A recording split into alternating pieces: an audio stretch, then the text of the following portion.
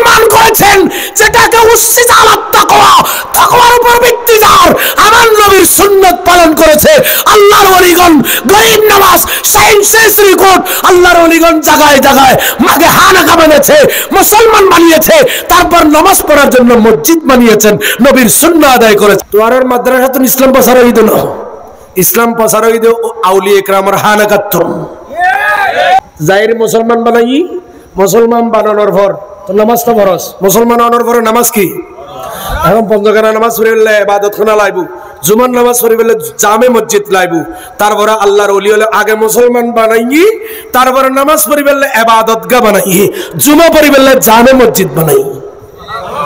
আর গরিব নামাজও তো ভারতবর্ষ দিল্লি সায়েন্সেস রেকর্ড, বাংলার জমিনে, রেঙ্গুনে, আফ্রিকায় আজকে শত হাজারো মাদ্রাসা মসজিদ বানাচ্ছেন।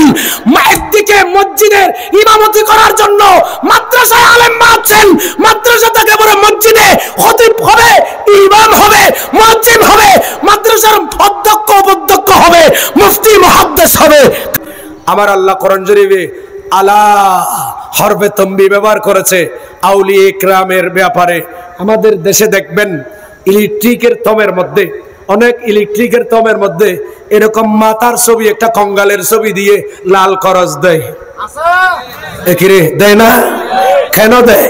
বলে খবরদার ইলেকট্রিকের থমের আশেপাশে আসিয়েন না।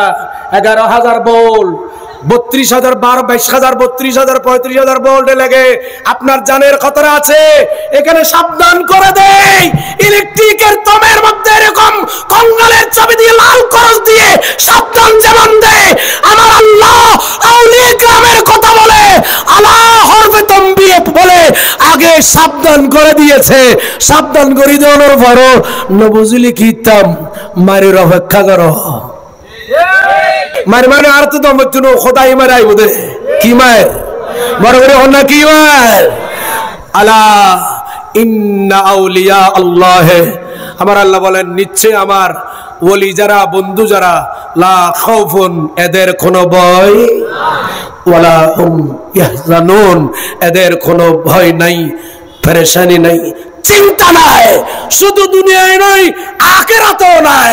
আমার আল্লাহ আউলিয়া ইকরামদেরকে নূরের পাহাড়ে বসাবেন, কিয়ামতের ময়দানে মণি মুক্তার পাহাড়ে আউলিয়া ইকরামদেরকে